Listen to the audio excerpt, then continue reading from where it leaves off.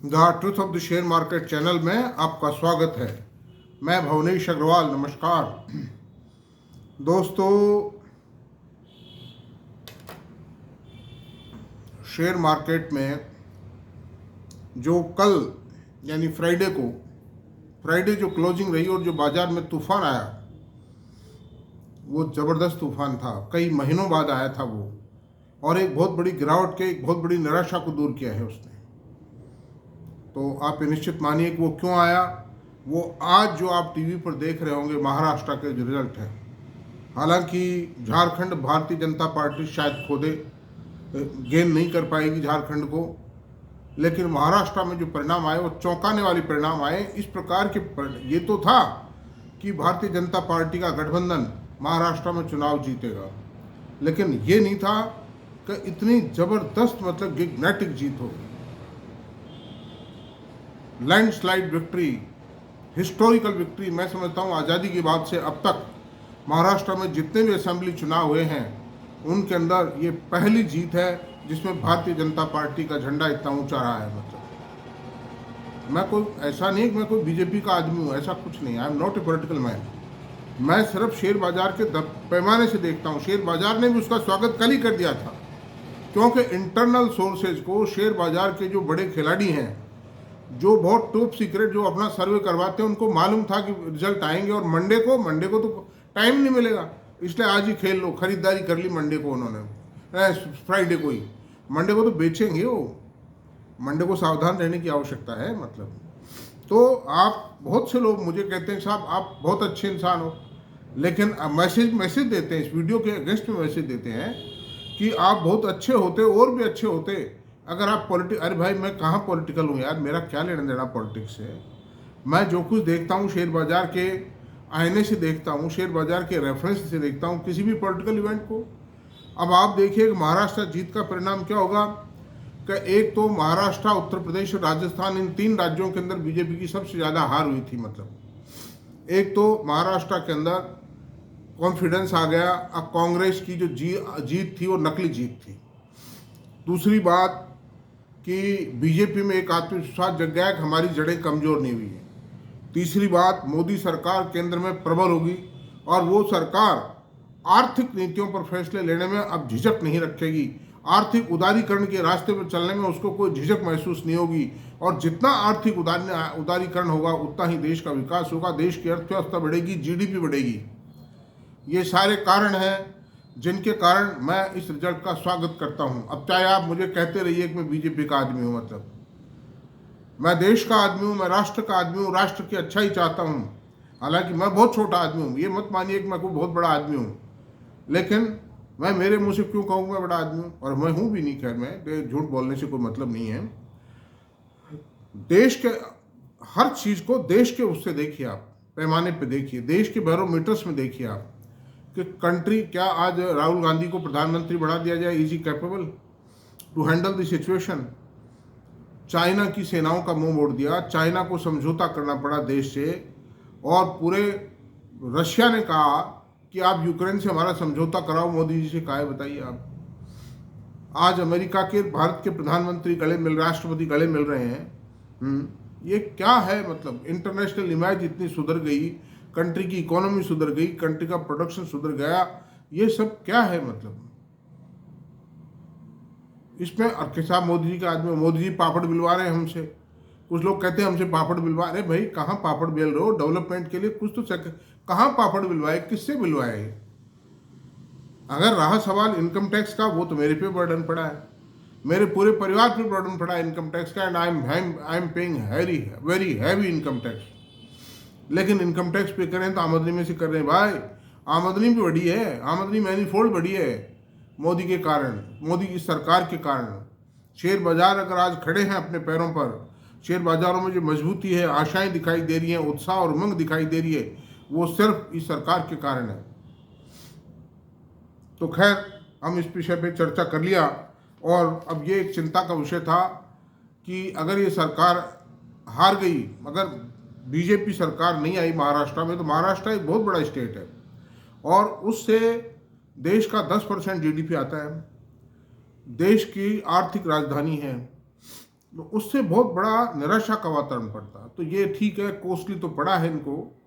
इन्होंने बिजली के बिल माफ़ किए, किसानों के लाडली बहिना योजना लाए, टोल टैक्स माफ़ किए और कई तरह के काम किए, लेकिन कोई बात नहीं, फिर भी इस कोस्ट के ऊपर भी अगर सरकार आई है तो कोई बुराई नहीं है, सब वसूल हो जाएगा, ठीक है। अब हम चलते हैं अडानी मैटर पर। अडानी के मामले में मैंने अखबार में पढ़ा है कि सीबीआई जांच कर रही है और अडानी से भी कुछ जवाब मांगे हैं। तो अडानी ने अभी ऐसा नहीं है कि कोई उचंत में जांच कर रही है, मोटे रूप में जांच कर रही है, टेंटेटिव इंक्वायरी कर रही है कि आखिर मसला क्या है, इसको समझें तो सही। तो समझ लेने दीजिए, कोई दिक्कत नहीं है। इस बात का कोई सबूत नहीं है कि गौतम अडानी ने जाकर रिश्वत दी। ये फैक्ट कहता हूं मैं आपसे, मतलब मैं अडानी को फेवर नहीं कर रहा हूं, मैं सिर्फ ये फेवर कर रहा हूं, इतना सा है कि अगर अडानी खत्म होता है, खत्म नहीं होगा, फॉर एग्जाम्पल कहता हूं, आज देश में कितने लोगों को नुकसान होगा, कितना अनएम्प्लॉयमेंट फैलेगा, देश की अर्थव्यवस्था कितनी डगमगाएगी, गवर्नमेंट को फिजिकल लॉस कितना होगा, फिजिकल लेवीज कितनी देता है गवर्नमेंट को, कितने टैक्स चुकाता है, कितने एम्प्लॉयज हैं, कितना फॉरेन एक्सचेंज का फर्क है। ग्रीन, उसमें अखबार में यह भी लिखा है जांच के साथ कि सरकार इस बात का पूरा ध्यान रख रही है कि कहीं जो ग्रीन एनर्जी रेवोल्यूशन है देश में, इसको तो धक्का नहीं पहुंच जाएगा उसके कारण। तो ये सारी बातों को देखना पड़ेगा।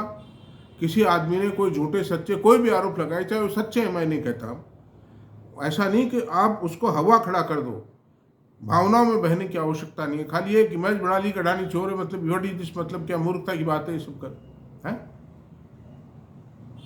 तो आप बैलेंस ऑफ इनकन्वीनियंस भी देखना होगा कि किस आदमी ने किन परिस्थितियों में क्या किया, क्या वो देश के लिए हानिप्रद था या लाभप्रद था। और ये सब साबित होना बहुत मुश्किल है कि इन्होंने रिश्वत दी या देने का प्रयास किया।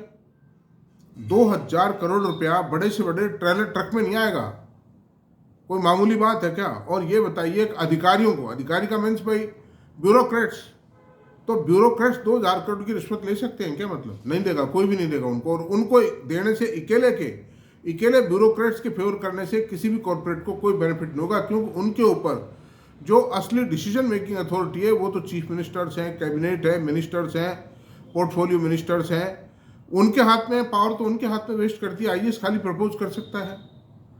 तो ये बात जचने वाली नहीं है, मेरे गले नहीं उतरती। 2000 करोड़ की रिश्वत दी या देने का प्रयास किया, प्रयास करना तो कोई अपराध नहीं है, कर लिया हुआ कोई खास बात नहीं, क्या होगा, मतलब ये तो रूमर्स हैं, खाली उड़ती रहती हैं। तो खैर एनीवे, ऐसी कोई गंभीर बात नहीं है। धीरे धीरे कोई भी जो है, कोई पटाखा उड़ता है तो धीरे धीरे ठंडा हो जाता है, कोई खास बात नहीं है। और इतने बड़े आदमियों के ये अंबानी जी के खिलाफ भी चला था ये मामले, ऐसे मामले कई चले। जब ये कोई भी आदमी जब एक तेज गति से ग्रोथ लेता है ना, तो उसके खिलाफ इस प्रकार के एलिमेंट्स जो हैं वो ब्लैकमेलिंग के लिए खड़े होते ही होते हैं, मतलब उसको सामना करना पड़ता है। इन सब अंबानी के भी छापे पड़े। विश्वनाथ प्रताप सिंह ने छापा पड़वाया, धीरूभाई जी को मतलब पैरालिसिस हो गया और ग्रीन कैंडी हॉस्पिटल में भेजे, फिर स्विट्जरलैंड लेके गए उनको, उनके खिलाफ जांच बैठी, इंक्वायरी कमीशन बैठा और उस इंक्वायरी कमीशन ने फैसला दिया कि खाली इतना सा ही आरोप है कि कैपेसिटी से ज़्यादा इन्होंने प्रोडक्शन किया, जितनी लाइसेंस राज था उस समय। तो इससे नुकसान क्या हुआ, देश को नुकसान नहीं हुआ, देश की अर्थव्यवस्था को नुकसान नहीं हुआ, खाली एक फॉर्मल वायलेशन हुआ है, वो कोई खास बात नहीं, इसलिए इनको माफ़ किया जाता है और फर्दर इनकी एक्सपांडेड लाइसेंस कैपेसिटी बढ़ाई जाती है, दैट्स ऑल। अब आज का शेयर क्या हो, सबसे अहम विषय है आज का शेयर जिस पर हमको चर्चा करनी है, वो शेयर क्या होगा। वो शेयर होगा आईटी सेक्टर का बादशाह। अब आप फिर कहेंगे कि आप तो आईटी सेक्टर के गीत गाते हो। अरे भाई, मैं आपको समझा रहा हूँ, आप अपनी पूंजी को भी सेफ रख लो और कुछ फायदा भी उठा लो, और कुछ आपके पोर्टफोलियो में ऐसे शेयर होना बहुत ज़रूरी है जो कि धीरज धर्म मित्र और नारी संकट काल, धीरज धर्म मित्र और नारी। तो नारी, धीरज धर्म मित्र और शेयर करूंगा मैं, नारी की जगह भी हटा दो आप, नारी साथ देती है ऐसी कोई बात नहीं है। धीरज धर्म मित्र और शेयर संकट काल परखिए चाहूँ। शेयर वो होना चाहिए जो संकट काल में आपका साथ दे सके। संकट काल में ही परीक्षा होती है कि आपने जो शेयरों में इन्वेस्टमेंट कर रखा वो शेयर कैसे थे। मतलब कोई कंपनी संकट में आवे 10-20% गिर जाएगी ज़्यादा से ज़्यादा, अच्छी कंपनी है तो। और आप संकट में हो और आपको पैसे की ज़रूरत है तो आप बेचकर पैसा ले सकते हो। नॉर्मल कोर्स में कोई दिक्कत नहीं है, आपके वो पैसा काम आएगा। किसी कचरा कंपनी में पैसा लगाओगे और वो बैठ गई तो लेने देने कुछ भी नहीं है। बेटी की शादी का पैसा था, किसी कचरे कंपनी में लगा दिया तो बेटी कमारी रह जाएगी, बेटा मुसीबत हो जाएगी। मकान बेच के शादी करनी पड़ेगी बेटी की, मतलब ये स्थिति है। तो ऐसे काम मत करो दोस्तों, ऐसे शेयरों में पैसे लगाइए जो आपको लाभ दे सके। अब चलते हैं। अब आप कहेंगे साहब तो नाम बताओ किस कंपनी का। टाटा कंसल्टेंसी सर्विसेज, जिसको शॉर्ट में TCS भी कहते हैं, टाटा कंसल्टेंसी सर्विसेज। और बता दूंगा आगे बीच में डिस्कशन के दौरान कंपनी का नाम क्या है। और ये जो कंपनी का नाम ये कहते हैं ना कि साहब कंपनी का नाम नहीं बताया, ये ट्रेडर टाइप आदमी, ये मेरे वीडियो को पूरा नहीं देखते। मेरी एक ही प्रार्थना है आप सब लोगों से कि अगर आप मेरे वीडियो को पूरा नहीं देखेंगे तो आपको मेरा वीडियो देखने का जो लाभ है वो कुछ भी प्राप्त नहीं होगा। आप सीखिए, ट्रेडिंग मत कीजिए, सट्टा मत कीजिए, F&O मत कीजिए। वो बॉम्बे के जो शेरिफ बैठे हैं ना, वो आपके कारण ही जिंदे हैं। वो रिटेल इन्वेस्टर का ही माल छीन के ले जाते हैं, मतलब लपेट ले जाते हैं। वो मछली की तरह से, जैसे दाना फेंकते हैं मछली को लपेटने के लिए और फिर जाल फेंकते हैं, मछली को खींच लाते हैं। In the same way retail investor को, जो बम्बई के और जो बड़े बड़े शेरिफ बैठे हैं ना, 2-2, 5-5 हज़ार करोड़ का कैश लेकर के वो खींच ले जाते हैं। एक झटका देते हैं, आपकी 2 महीने की कमाई को एक झटके में ले गए समझ लो, और ज़्यादा और ले गए, जितना कमाया उससे ज़्यादा ले जाते हैं। Trading, intraday, F&O, future, option, all should be stop अगर आप इस बाजार में पैसे कमाना चाहते हैं। बाकी आपकी इच्छा है। तो अब आप टाटा कंसल्टेंसी की बात करते हैं। टाटा कंसल्टेंसी की सबसे ज़्यादा मैं बताऊंगा मेरिट्स बताऊंगा। और टाटा कंसल्टेंसी की मेरिट्स ये हैं, देखिए ऐसा है 6 का 24, 2,50,000 करोड़ अपॉन 362। एक तो सबसे खास बात यह है इस कंपनी की, इस कंपनी की इक्विटी इतनी छोटी है इसकी सेल के आकार के मतलब तुलना में, कि कुल 362 करोड़ की इक्विटी है। और सेल कितनी है? 2,60,000 करोड़ से ज़्यादा की सेल है। तो 690 करोड़ रुपए पर 1 करोड़ ऑफ इक्विटी, यानी 1 करोड़ इक्विटी पर, प्रत्येक 1 करोड़ की इक्विटी पर 690 करोड़ रुपए की सालाना सेल आती है। ऐसी कंपनियां इस देश में बहुत कम है, और है तो उनकी कीमत आसमान छूती है। This is the position. यही तो सबसे खास बात है। जो राकेश झुंझुनवाला साहब देखते हैं इन्वेस्टमेंट करते समय, राधा कृष्ण जी दमानी देखते हैं, ये 2 सबसे सफल इन्वेस्टर हैं जिनके जो डिसीजंस थे बहुत रेशनल डिसीजंस थे। ये सबसे पहला काम देखते थे इक्विटी किसकी, इक्विटी कितनी है और कंपनी का प्रोडक्ट क्या है, 2 चीज़ देखते थे। और तीसरा मैनेजमेंट तो खैर देख ही लेते थे, वो कोई बात नहीं। और वही कैपेबल मैनेजमेंट है जो इक्विटी को छोटी रखे, बिजनेस को बढ़ावे और हाई टेक्नोलॉजी प्रोडक्ट लेके आवे। तो अंडर दी सर्कमस्टेंसेस सबसे पहली खास बात है, प्रत्येक 1 करोड़ रुपए की इक्विटी पे 690 करोड़ की सेल आती है। दूसरी खास बात बताऊं, इस कंपनी का आईटी सेक्टर में सबसे हाईएस्ट मार्जिन मेंटेन करती है। खाली एक टाटा एलेक्सी जरूर है जो 28% मार्जिन मेंटेन करती है, वो भी टाटा की है, लेकिन वो बहुत छोटी है अभी आकार प्रकार में। जब और उसके प्रोडक्ट दूसरी तरह के हैं, आईटी सेक्टर की कंपनी है लेकिन उसके प्रोडक्ट की नेचर अलग है। लेकिन ये जनरल सॉफ्टवेयर बनाती है Tata consultancy services, all type of software बनाती है। उसमें आप देखिए कि इतना बड़ा टाटा कंसल्टेंसी का मार्जिन देखते हैं क्या है,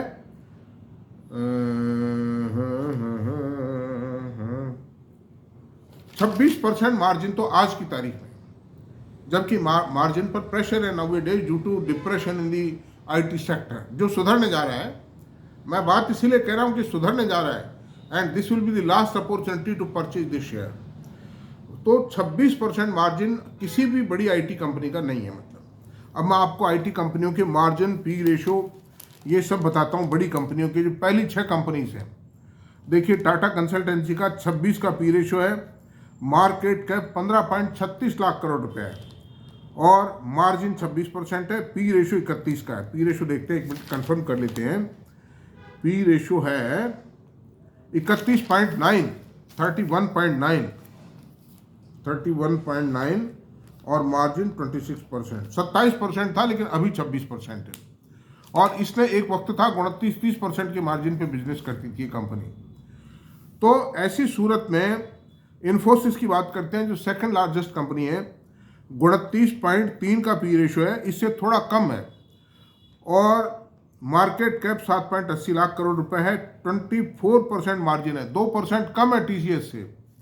और विप्रो का 20% मार्जिन है, मार्केट कैप 2.99 लाख करोड़ रुपए है और पी रेशो 25.5 है।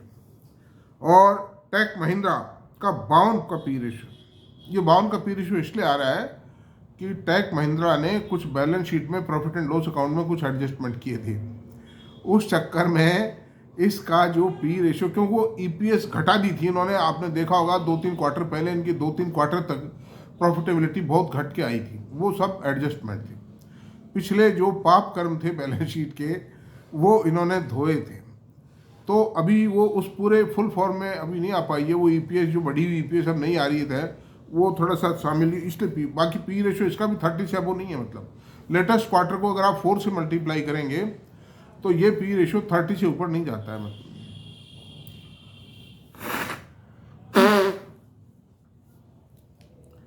तो ऐसी सूरत में 1.71 लाख करोड़ का मार्केट कैप है टेक महिंद्रा का और 13% मार्जिन है। मार्जिन ज़्यादा है ये तो 4 साल का एवरेज मार्जिन आया है। ये मार्जिन जो है करीब 17% मार्जिन है टेक महिंद्रा का। अच्छा, अब एचसीएल टेक्नो की बात करते हैं। 5.15 लाख करोड़ का मार्केट कैप है और 30.61 का पी रेशो है और 22% के मार्जिन है। तो this is also excellent company in terms का। इसकी भी इक्विटी छोटी है, देखिए इक्विटी इसकी भी मिलाते हैं। 1,10,000 करोड़ का टर्नओवर है, 10,000 अपॉन 535 इसका 205 करोड़ का सेल है, मतलब on every 1 crore of equity. ये भी बहुत एक्सीलेंट है इसी कारण से। और ये सब तरह का सॉफ्टवेयर बनाती है कंपनी।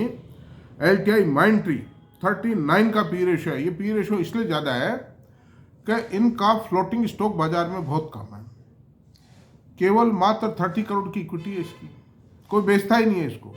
ये तो जो एमआरएफ टायर है ना, एमआरएफ टायर के ऊपर जाएंगे इसके रेट। अब आप कहोगे कि साहब ये 6,000 का शेयर 1.5 लाख रुपए कैसे होगा? 1.5 लाख नहीं होगा। ये शेयर अगर 15,000 को क्रॉस कर जाता है ना तो इसकी प्राइस एमआरएफ टायर से ज़्यादा हो जाती है। कारण क्या है कि एमआरएफ टायर 10 पेड अप है, ये 1 पेड अप शेयर है। और 1.82 का इसका मार्केट कैप है, यानी टेक महिंद्रा से भी ज़्यादा इसका मार्केट कैप है, जबकि सेल कम है क्योंकि इसका पी रेशो ज़्यादा है।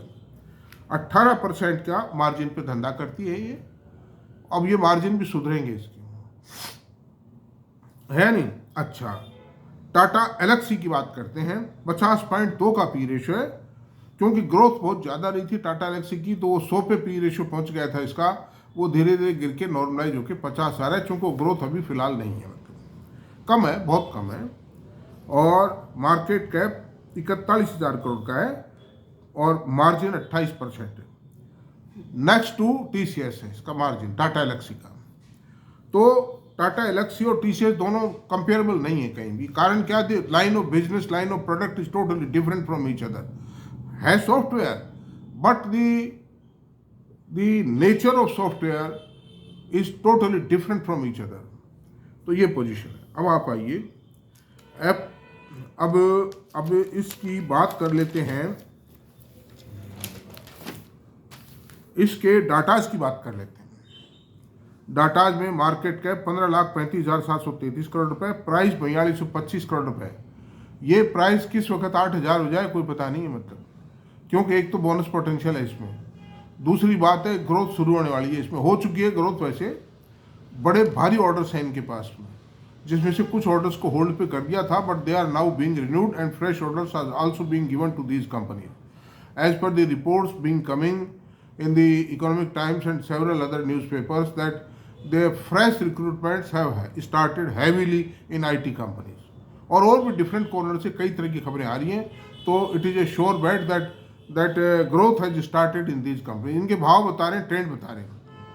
प्राइस अर्निंग रेशियो 31.9 है, बुक वैल्यू 281 है। बुक वैल्यू इसलिए कम है कि ये डिविडेंड हैवीली देते हैं, तो जनरल रिजर्व में पैसा ट्रांसफर नहीं हो पाता है, इस कारण से इनकी बुक वैल्यू कम है, कोई खास बात नहीं। डिविडेंड यील्ड 1.30, इतने महंगे शेयर पे 1.30 की यील्ड होना बहुत बहुत बड़ी बात है। दूसरी बात है बाईबैक का बेनिफिट देते हैं ये। तीसरी बात ये है कि ये तो नॉर्मल जो डिविडेंड दिया उससे 1.30, ये डिविडेंड कई बार 150 रुपये भी दे जाते हैं एक साल में।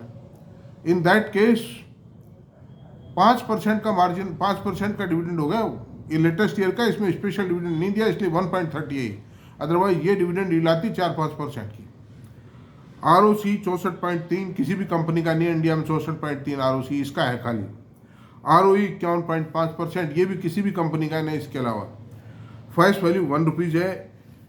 अगर आपके पोर्टफोलियो में TCS नहीं है, आपका पोर्टफोलियो 0 मानता हूँ मैं उसको। रिलायंस, L&T, TCS, इन्फोसिस, ये इस तरह के शेयर अगर नहीं है आपके पोर्टफोलियो में, योर पोर्टफोलियो इज नलीफाइड, 0 है बिल्कुल। मतलब धीरज धर्म मित्र और शेयर संकट काल परखिए चारों, वो सिद्धांत को ध्यान रखिए। तुलसीदास जी का जो नीति शास्त्र था, शेयर बाजार उस वक्त था नहीं उस जमाने में, वरना वो शेयर का भी नाम लिखते इसमें। 3 years ROE 47.4%, return on equity 47.4% दिया इस मंदी के अंदर भी इसने। Healthy dividend pay out of 66.2%, जितना कमाती है 66.2% डिविडेंड के रूप में बांट देती है। It is a big achievement on the part of this company. Liberal attitude, investor friendly. अच्छा, अब इसकी सेल पर चलते हैं। पी रेशो बिल्कुल रीजनेबल पी रेशो है, मैं आपसे बता रहा हूँ, बिल्कुल चट्टान की माफी के, घाटे का 1% का काम नहीं है। कल 180 रुपये बढ़ गए एक दिन में। अब आप ये भी कह सकते हो कि साहब ये बढ़ता है जब भी रिकमेंड करते हो, नहीं। I have been recommending this share for several time and this is the last opportunity to enter into this share. Otherwise you will remember कि एक बेवकूफ़ आदमी ने कहा था, एक पागल आदमी ने कहा था, मतलब TCS खरीद लो। मैं खरीदने की नहीं कहता हूँ, मेरा खाली स्टडीज है। सेल क्वार्टर वाइज चलते हैं अभी। सितंबर 23, जून 24 और सितंबर 24 तीन क्वार्टर्स को कंपेयर करेंगे। सेल है 59,692 करोड़ रुपए, जून 24 में 62,613 करोड़ रुपए और सितंबर 24 में 64,269 करोड़ रुपए। ऑपरेटिंग प्रॉफिट मार्जिन 26% था, अभी जून 24 में 27 था, फिर थोड़ा गिर के 26 आ गया, क्योंकि ये इंक्रीमेंट वगैरह का भी बर्डन आ जाता है, कई दफ़ा कुछ और खर्चे वर्चे भी हो जाते हैं, मतलब, तो इस वजह से अभी 26 है। But I think this margin will again come to, it will reach to 18 or 28 or 29% when the artificial intelligence का एडवांटेज मिल रहा है इनको, उसके अंदर उसके कारण बिजनेस बढ़ेगा, उसमें हायर रेट पे ऑर्डर मिलेंगे, अच्छे मार्जिन के ऑर्डर्स मिलेंगे। इन्होंने क्या है कि जो भारत संचार निगम का जो काम लिया ना, वो थोड़ा कम्पिटिटिव रेट्स पे ले लिया है, इस कारण से मार्जिन पे थोड़ा स्ट्रेस आया। But this will रिक्यूब, this gap will रिक्यूब। Net profit आया 11,380 करोड़ रुपए का सितंबर 23 में, जून 24 में 12,105 करोड़ रुपए और सितंबर 24 में 11,955 करोड़ रुपए। ये मार्जिन गिरने के कारण प्रॉफिट थोड़ा घटा है जून क्वार्टर के मुकाबले, लेकिन इन स्पाइट ऑफ दैट भी डिप्रेस्ड कंडीशंस में भी इस कंपनी ने प्रॉफिट में ग्रोथ दी है, सेल में ग्रोथ दी है, चाहे वो 5-7% ही दी है, but the growth has been delivered. और जब बूम पे आएगा ये बिजनेस जो आ रहा है, this is on the now the IT sector has attained the track of boom। 20-25% की ग्रोथ नॉर्मल बात है। अर्निंग पर शेयर 31 रुपये थी सितंबर 23 में, जून 24 में 33.28% हुई और सितंबर 24 में 32.92% हुई। अंडर दिस में अब P&L की बात करते हैं। FY 19, FY 23 और TTM, इन तीनों सालों को मिलाते हैं। सेल्स 1,46,463 करोड़ रुपए और आज क्या है 2,48,000 रुपये। 5 साल में 1 लाख रुपए की सेल बढ़ गई, इतने बड़े बेस पर। ऑपरेटिंग प्रॉफिट मार्जिन 27% था, 23 में 26%, अभी फिर 27% आया। प्रॉफिट आफ्टर टैक्स 31,562 करोड़ रुपए का था, जो FY 23 में 42,000 पर, अभी 47,000 पर। 10% की ग्रोथ तो फिर भी आई है भाई, है नहीं? अच्छा, अर्निंग पर शेयर 83.87 थी FY 19 में, जो FY 23 में बढ़कर 115 रुपये 19 पैसे हो गई, और TTM 131 रुपये 13 पैसे हो गई। मैं ये फर्जीवाड़े, ये जो गंदे शेयर है, मैं रिकमेंड नहीं करता हूँ।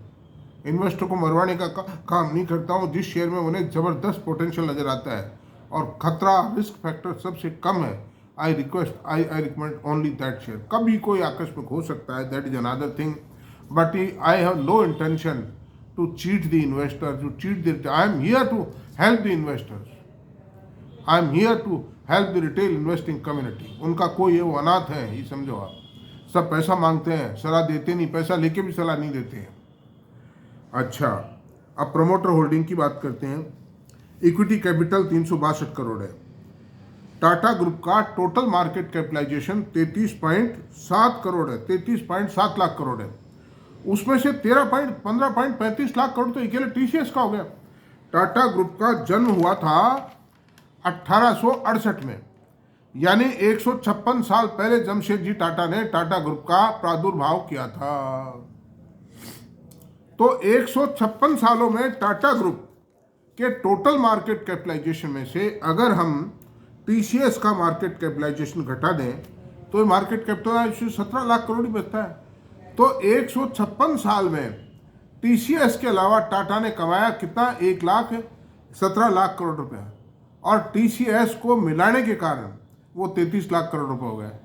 तो और जबकि TCS का जन्म 1992 में हुआ था। मतलब ऐसी सूरत में दोस्तों, मैं TCS को जो रिकमेंड, मैं IT सेक्टर को मैं रिकमेंड करता हूँ, वो इसी कारण से करता हूँ कि 17 सालों में नहीं, ये 32 साल में तो कमाए 17 लाख रुपए, और 150 साल में कमाए 33 लाख करोड़ रुपए। तो you can see the speed of earning in the IT sector. वो आपकी मर्जी है, जो भी आप करें। मैं रिकमेंड कुछ नहीं करता हूँ, मेरा काम एनालिसिस करना है, आपका ध्यान आकृष्ट करना है, और मुद्दों को लेकर के आप अपने फाइनेंशियल एडवाइजर से बात करके फिर कोई निर्णय लें। मेरी आवाज़ बड़ी कड़क है, लेकिन आप इसको अदरवाइज मत लेना, जो सही बात है। और मैं फिर बोलने में एक्सप्रेशन पावर के लिए ज़रूरी है, मतलब थोड़ा सा जोश में आना, ताव में आना, तो आप इसको अदरवाइज ना लें।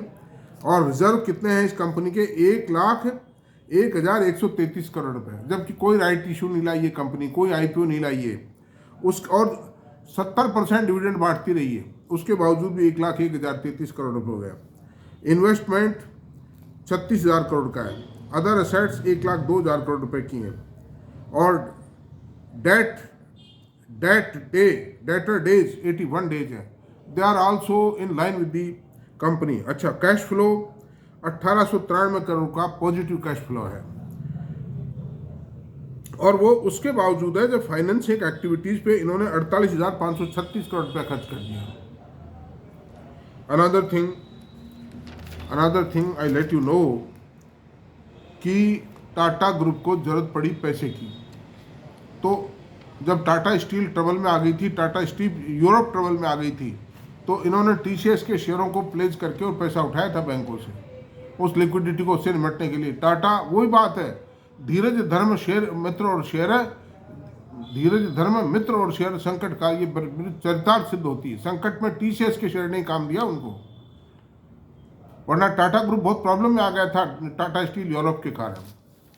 अच्छा, दूसरी बात बताता हूँ, उस समय टाटा मोटर भी प्रॉब्लम में आ गया था, टाटा मोटर की भी प्रॉफिटेबिलिटी खत्म हो गई थी, और टाटा स्टील भी फंस गई थी, लाखों करोड़ के घाटे आ रहे थे, उसमें कर्जे हो गए थे दोनों पे। अभी 92 लाख करोड़ रुपए का सेमीकंडक्टर का प्रोजेक्ट लगा रहे हैं, 92,000 करोड़ रुपए का, सॉरी, आसाम के अंदर और सानंद में। तो आप देखिए, अब उसके लिए पैसे की जरूरत थी, इक्विटी पार्टिसिपेशन के लिए जरूरत थी, इक्वल, मतलब जो फाइनेंस जो कहेंगे रेशो जो इनको देना था अपनी तरफ से, वो 2% TCS की इक्विटी बेची, उसमें 18,000 करोड़ रुपया मिला इनको, उसी से काम चला। 18 भी क्यों, करीब 27-28 हज़ार करोड़ रुपया मिला इनको। तो संकट मोचक का काम तो टीसीएस ही कर रहा है, आईटी सेक्टर ही करता है मतलब। अच्छा साहब, अब ऐसी सूरत में ये रेल विकास निगम का शेयर नहीं है मतलब, या एनएचपीसी का शेयर नहीं है जिसके लिए गीत गाते रहते हैं, आईडीबीआई का शेयर नहीं है, आईडीबीआई का शेयर नहीं है, यूको बैंक का शेयर नहीं है, सेंट्रल बैंक ऑफ इंडिया का शेयर नहीं है, ये टीसीएस का शेयर है, ये आईटी सेक्टर है।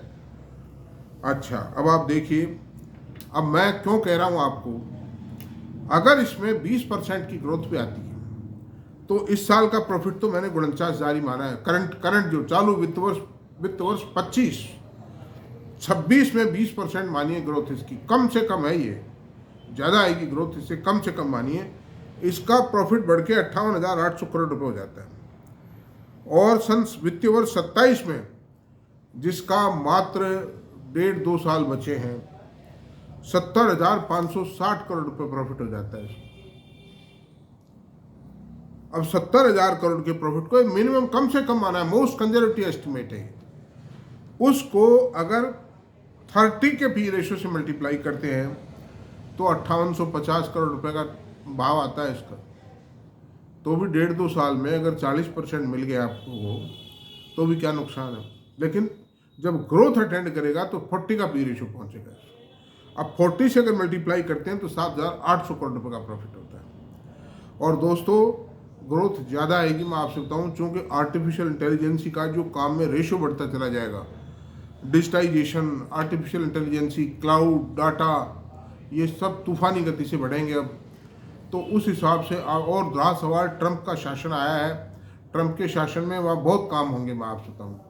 ये जो बिडेन साहब थे तो बूढ़े आदमी थे, बूढ़े तो खैर ये ट्रंप साहब भी हैं, लेकिन ट्रंप में एनर्जी लेवल बहुत ज़्यादा है, इस कारण he will do a lot of work.